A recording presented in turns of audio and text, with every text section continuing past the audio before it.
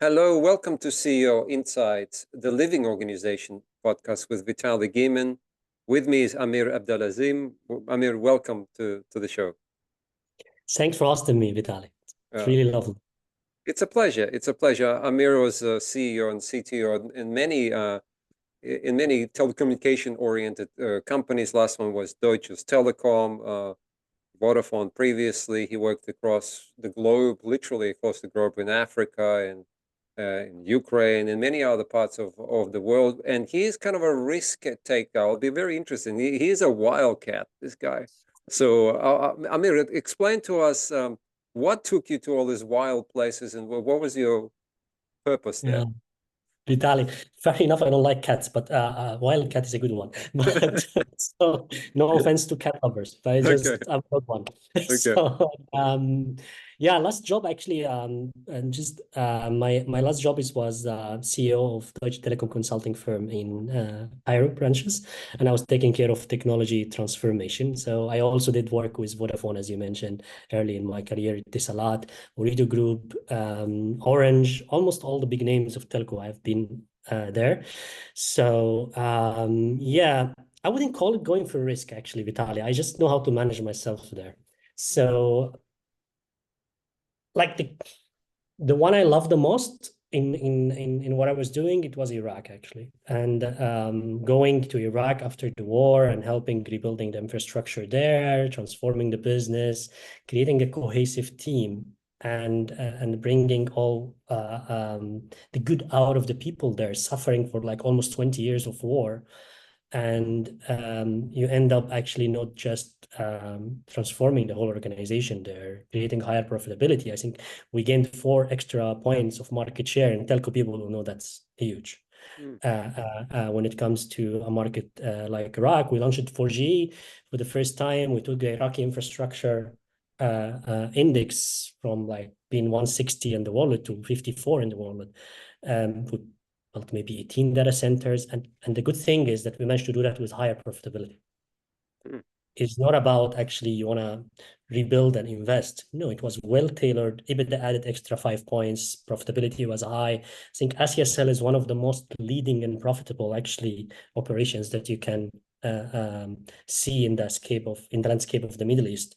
And given the background of the country, kudos to everyone. I love the team there, from Amir and down to actually every person that was helping us go through landmines to build a data center or climb a tower in an area that there might be a sniper, or I don't remember how many team were kidnapped actually during the journey to do that. So yeah, it's not an either or when it comes to taking risk. It's also you need to create value, to be honest. And I think this is the act that I love to balance. People are good. Organizations are always good by nature. You need to just realign the compass. And if it's in a risky situation, happens to be my luck, and I kind of got labeled that I can do that. So it's fine and feels good as well. Someone has to do it. Let's put it this way. So yeah, so in short, there's a thread line between creating value and making the good.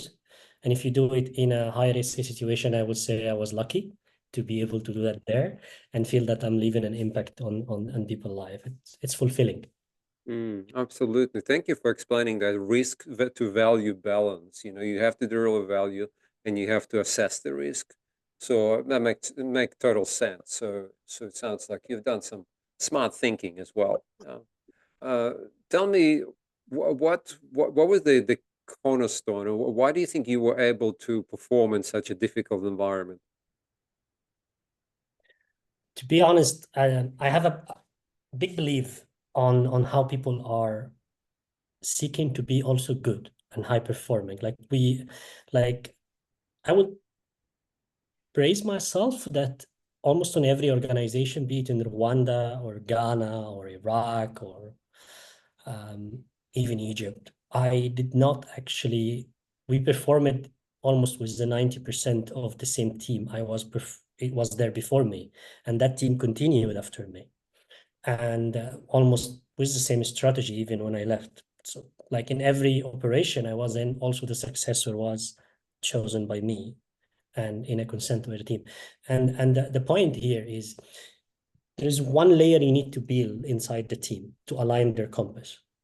Like they need to, everyone need to feel what is the purpose of what we're doing, and they need to feel that this purpose is aligned with their organization and themselves.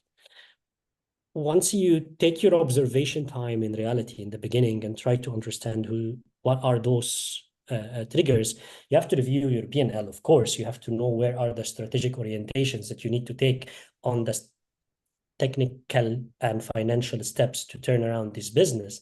But if you dig deeper, you will find that you cannot turn that around to do 30% cost efficiency as like what we did in Ghana, or 20% cost efficiency in Rwanda, or actually doubling the B2B also in Rwanda revenue.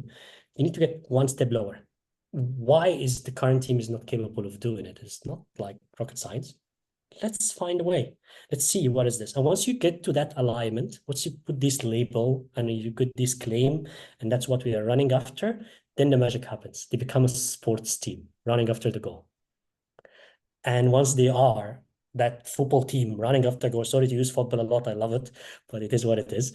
So they're running, they're scoring. You got a conceded goal, we're going for the next one, and we're gonna make sure we win. And once you align this culture, they know how the winning looks like and how the purpose and what is looking for, then the human capacity is like beyond what you can see. Like 100 years ago, we were not in planes, now we are. Someone have done that, right? And I'm sure in 100 years, we'll do something else. So I would say this is the trick. Whenever we go into place, yes, we have business goals. We have to achieve that. But if you only focus on achieving that transaction of the business goal, it's not sustainable. Give it a month or two, it will fall down for another reason. There is always another excuse in the drawer of the management team if they're not aligned on what they're doing. Yeah, it's Ukraine war, increase the prices, the fuel increased. Yeah, but we're not there, we're here. Why is this price increasing, causing the revenue to go down? What is this? I cannot get it.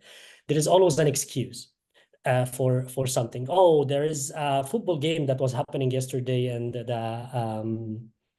the team, that's why the traffic increased and the network performance degraded.